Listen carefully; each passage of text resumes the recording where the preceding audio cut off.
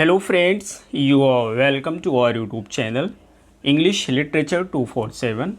आज की इस वीडियो में हम एमिली डिकिंसन के द्वारा लिखी गई एक बहुत ही famous poem success is counted sweetest को डिस्कस करेंगे। इस पोएम को एमिली डिकिंसन के द्वारा लिखा गया था, जिनका फुल नाम है Emily Elizabeth Dickinson. Emily Dickinson ने अपने लाइफ टाइम में बहुत सारी पोएम्स कंपोज किया था, लेकिन इन्होंने केवल 7 पोएम्स को अपने जीवन में पब्लिश किया था। बाकी की पोएम्स को इनकी सिस्टर लेविनिया के द्वारा पब्लिश किया गया था।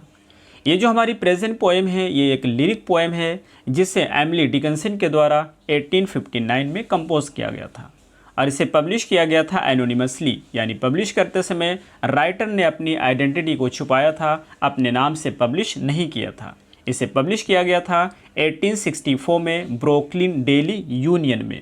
उसके बाद में इसे पब्लिश किया गया था 1878 में मास्क ऑफ पोएट्स में। जी हाँ, 1878 में इसे मास्क ऑफ पोएट्स में पब्लिश किया गया था। ये जो हमारी प्रेजेंट पोएम है, इसमें 3 क्वार्टरेंस हैं। क्वार्टरेन जो होती है वो एक स्टेंजा होता है 4 लाइन का। इसमें टोटल 3 क्वार्टरेंस हैं, दैट मीन्स की टोटल 12 लाइन्स हैं। और ये जो पोएम है, इसमें 2 मीटर्स का प्रयोग किया गया है। एक तो है एम्बिक ट्राईमीटर और दूसरा है एम्बिक टेट्रामीटर। इस पोएम की जो 5th लाइन है उसमें एम्बिक टेट्रामीटर का प्रयोग किया गया है, बाकी सभी लाइंस में एम्बिक ट्राईमीटर का प्रयोग किया गया है।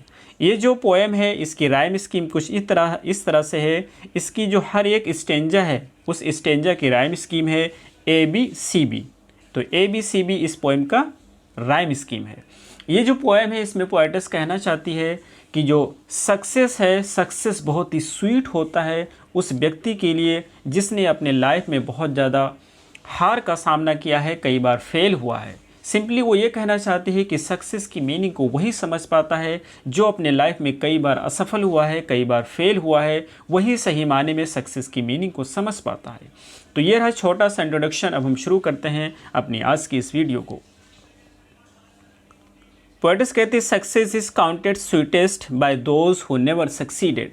सक्सेस उन लोगों के लिए बहुत ज़्यादा स्वीट होती है जो कभी सक्सीड नहीं होते हैं। सिंपली ये कहना चाहती है, जो व्यक्ति अपने लाइफ में कई बार फेल हुआ है, कई बार असफल हुआ है, कई बार उसने हार का सामना किया है, वही सही माने में सक्सेस की मीनिंग को समझ पाता है। To comprehend a nectar, nectar की मीनिंग होता है अमृत, कॉम्प्रीहेंड की मीनिंग होता है समझना। कहता है कि अमृत को समझने के लिए, यानी सिंपली ये कहना चाहते हैं कि अमृत के टेस्ट को समझने के लिए, उसके टेस्ट को एंजॉय करने के लिए रिक्वायर्स सोरेस्ट नीड। एक व्यक्ति को कई घूंट कड़वे पीने पड़ते हैं। जब एक व्यक्ति कई घूंट कड़वे पी लेता है, तब उसे अमृत की क्वालिटी और उसके जायके का पता चलता है। अगले स्टेंजे में पोएटेस कहती है, not of all the purple host who took the flag today can tell the definition so clear of victory. Purple host की मीनिंग होता है ऐसे होस्ट, ऐसी आर्मी जिनको विक्ट्री हो गई है और वो झंडे को फहरा रहे होते हैं। तो कहते not one of all the purple host, कहता है ये जो पर्पल होस्ट हैं, जो लोग झंडे को फहरा रहे हैं, इसमें का एक भी व्यक्ति can tell the definition so clear of victory. कहता है इसमें का एक भी व्यक्ति, एक भी सोल्जर विक्ट्री के डेफिनेशन को नहीं बता सकता है। यानी ये कहना चाहते हैं कि वो सोल्जर्स, वो आर्मी जिनको विजयी हो गई है, जिनको विक्ट्री हो गई है, अगर इनमें से किसी एक व्यक्ति से पूछा जाए कि विक्ट्री क्या होती है, तो विक्ट्री के डेफिनेशन को नहीं बता सकते हैं, इसको परिभाषित नहीं कर सकते हैं।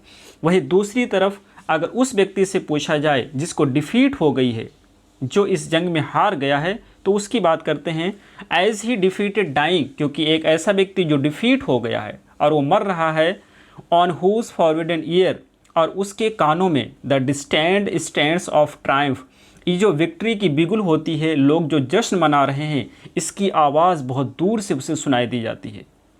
बस्ट एगोनाइज्ड एंड क्लियर, और ये जो आवाज़ होती है, जो लोग सेलिब्रेट कर रहे होते हैं, जश्न मना रहे होते हैं, उस व्यक्ति के कानों में बहुत ही साफ सुनाई देती है और वो उसे बहुत ज़्यादा दुखी करती है। तो वो इसकी कीमत को बहुत ही अच्छे से समझता है। तो ये रहा हमारा आज का पोएम। हमें उम्मीद है ये पोएम आपको ज़रूर समझ आई होगी। फिर मिलते हैं अगली वीडियो में। Till then take care, have a good time.